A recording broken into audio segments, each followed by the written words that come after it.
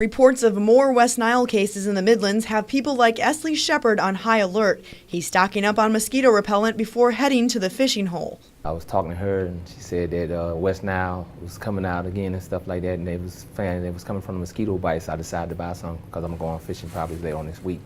Health officials say West Nile causes mild flu-like symptoms, and in most cases you could have the virus and not even know it. And this is, in most people, a disease that doesn't cause any symptoms. And another large group of folks where they do have symptoms, they're very mild, and folks aren't going to see a doctor for this. According to DHEC, there were no cases of West Nile in South Carolina last year. To prevent West Nile, experts suggest avoiding mosquitoes altogether.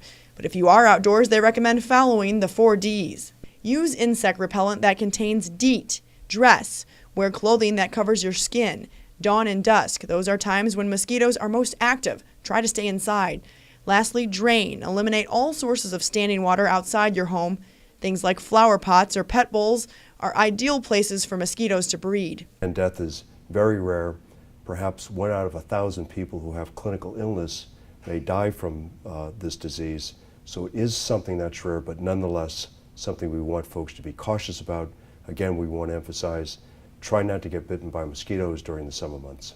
And those are words of advice that Esley Shepard is taking seriously. Well, I think it's a very dangerous virus if it's not caught quickly enough and whatnot. So, something to be aware of and pay attention to make sure you try to keep yourself protected, your family and your friends and kids.